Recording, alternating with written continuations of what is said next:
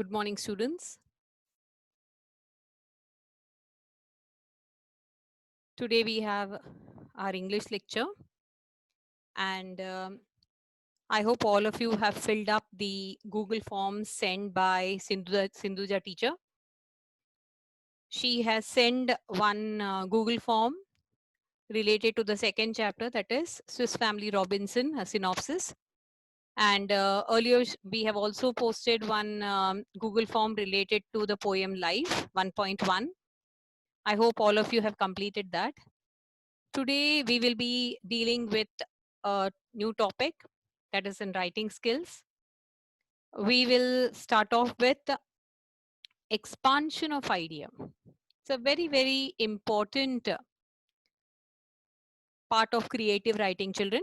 And this comes up under question number 7 in your semester paper. Comes up under question number 7. And expansion of the theme. Many times when it comes to expansion of theme, you either have a proverb, maxim, quotation, or you have slogan. The total marks allocated to this question is 5 marks. It is 5 marks. Expansion of the theme, 5 marks. It is again a compulsory question, and you have proverbs, maxims, quotations, or slogans which are given.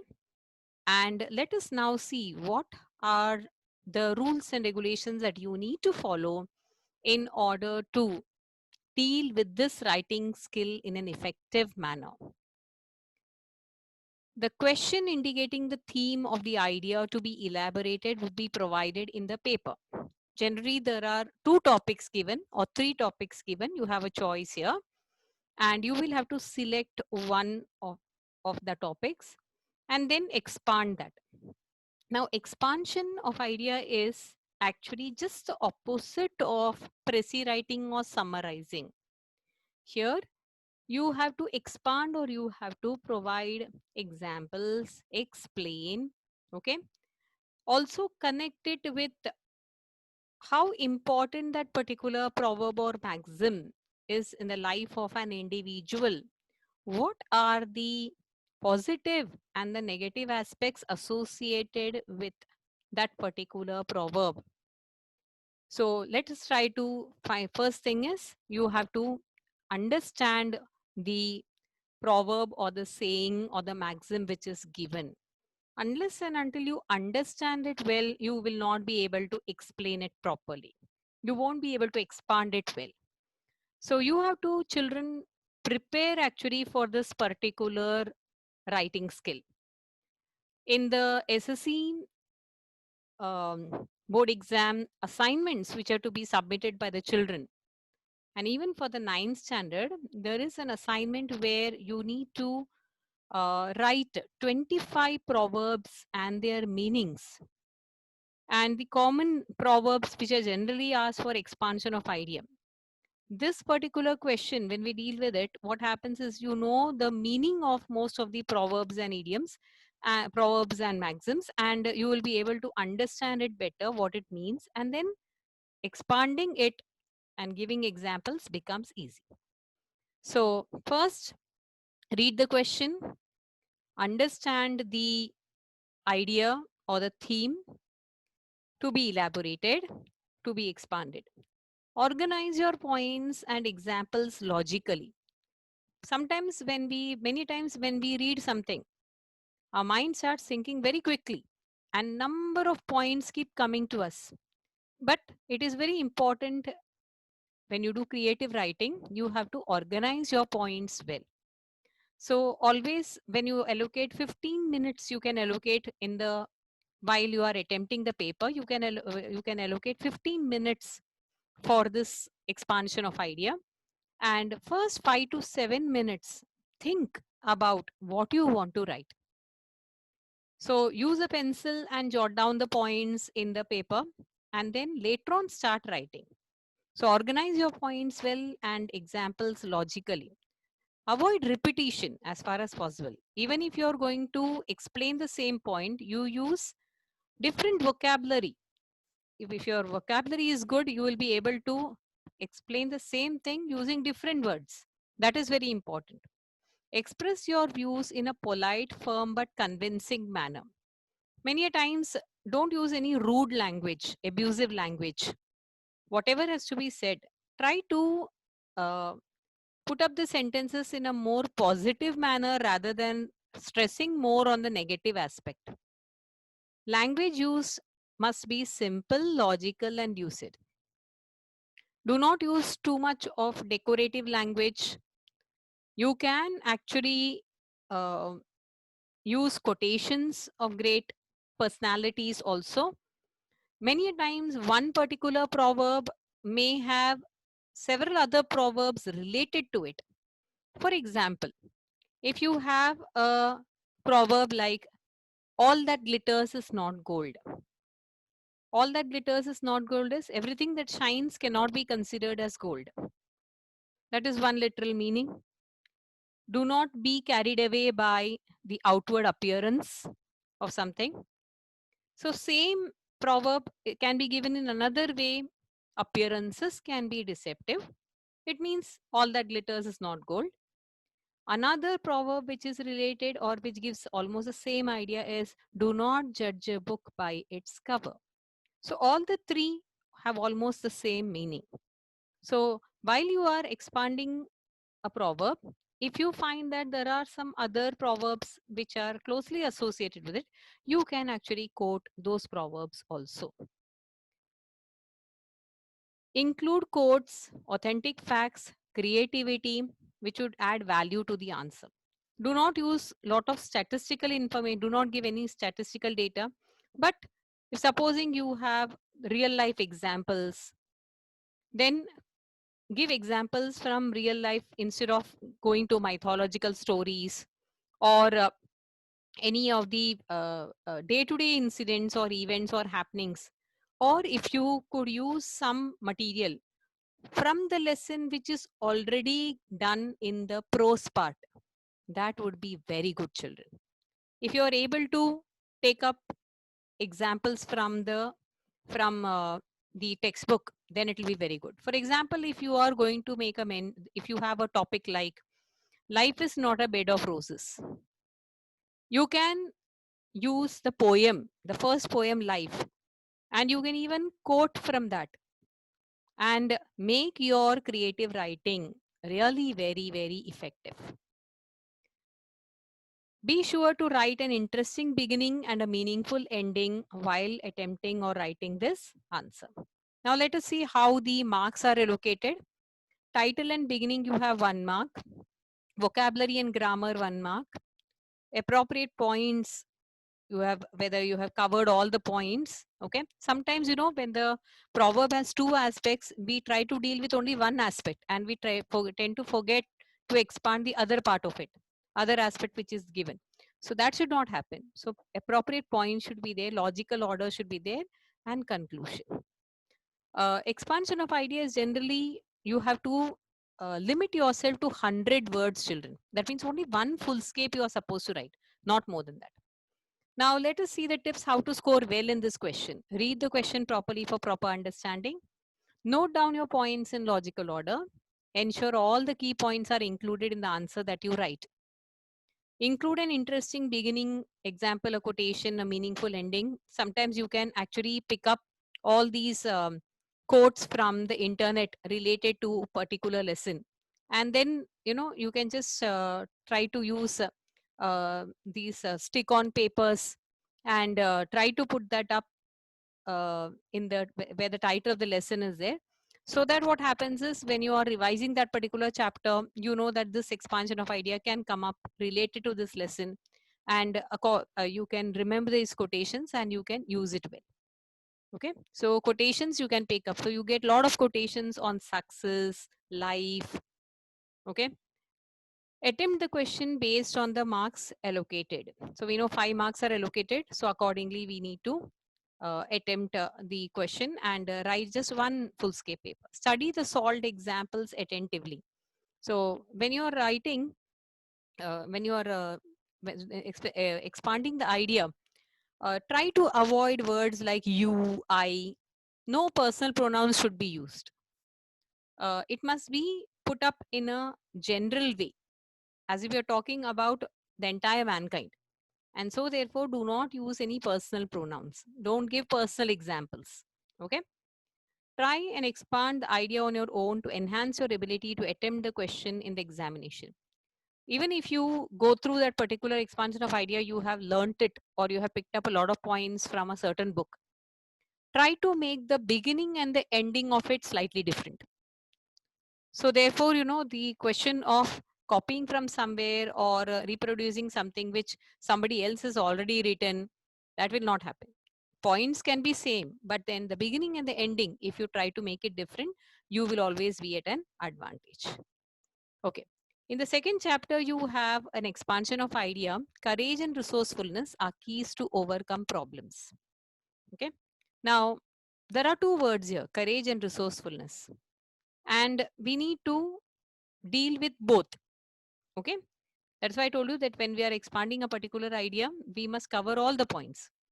So start with how in life, why they become important in life, how they are important, when they are important, how they can be used, okay, and what will be the benefits if you are going to develop courage and resourcefulness and use them properly. How they can be useful in life. Let's read how how this is given or how it is expanded here. Life is full of unexpected problems, obstacles, and setbacks. You can also start in this way that life is not a bed of roses. Life is full of ups and downs.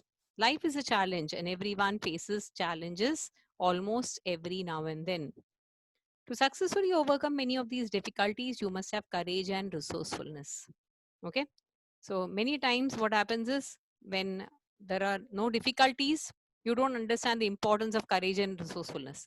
Only when obstacles come your way, these two play a very vital role. They are the best friends that one can have, especially during the times of during difficult times. Sometimes things don't go as planned. Don't be afraid to take a step back. Collect your thoughts and change your plan of attack. Hence, courage plays a vital, essential role in solving our problems. Here you can again associate this with, if you want to win, you should never quit. Okay? Or winners never quit and quitters never win. So, courage plays a very vital role. A person who's not courageous, who's a weakling, will easily give up. Often, breaking a big goal into multiple smaller ones can come in handy.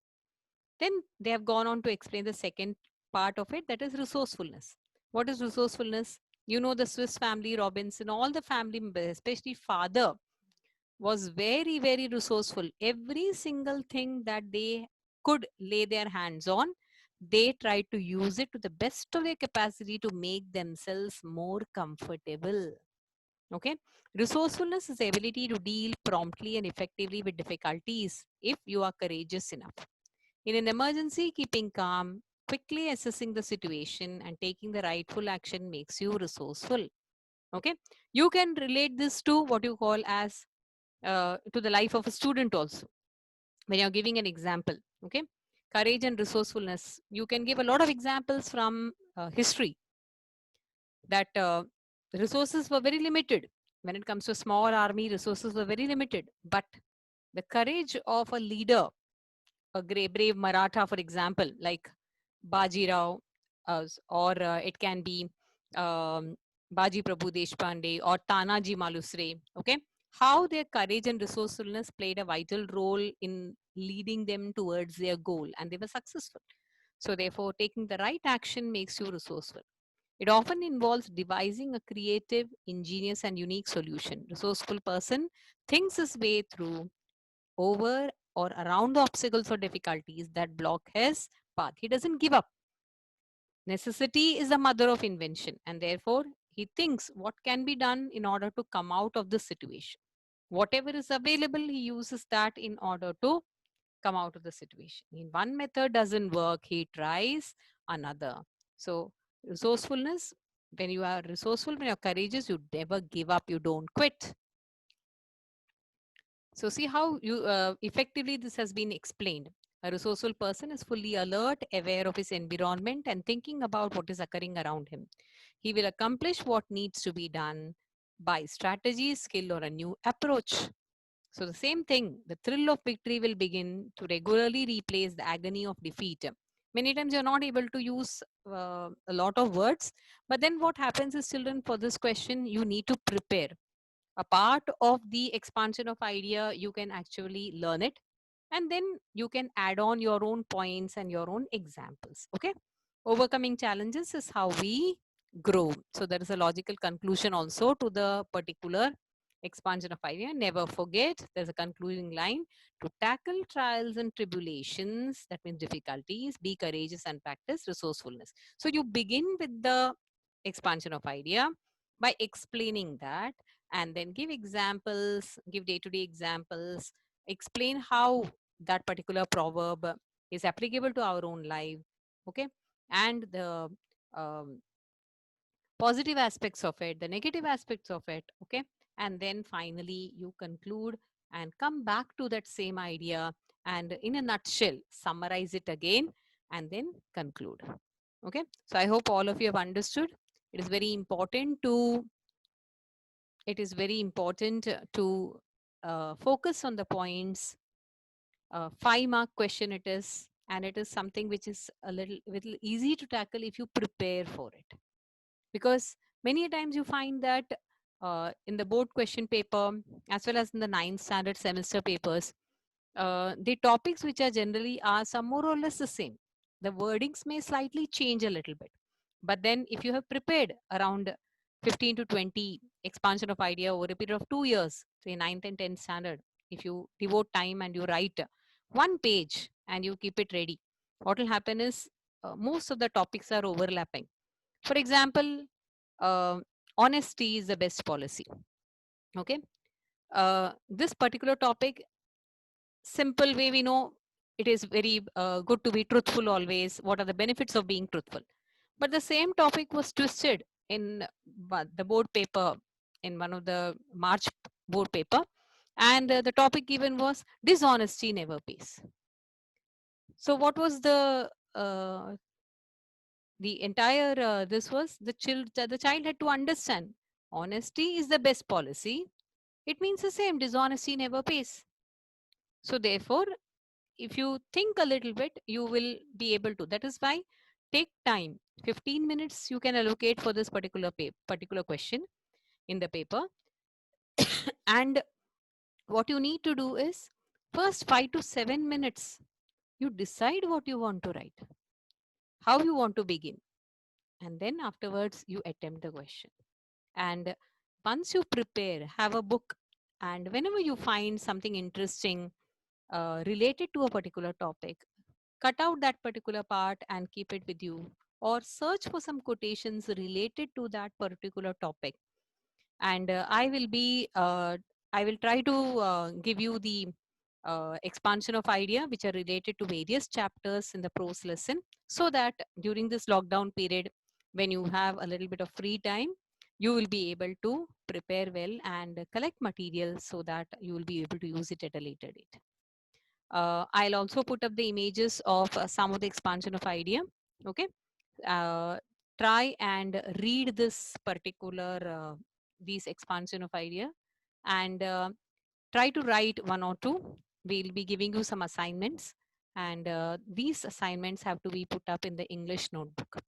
Now, since you have received your English notebook, you will be writing all the notes. You start using your notebook, put down all the notes for prose, poetry, as well as for grammar. You can make a separate section in your prose book itself for grammar. The last 25 to 30 pages you can use for grammar. And if you have been given the workbook for grammar, we will try to use the workbook, and we will try to take the examples from the workbook when we do the next grammar topic. Thank you, children. Stay safe. Okay. But utilize your time well, and try to work hard. Be sincere in what you do. Okay. Thank you very much.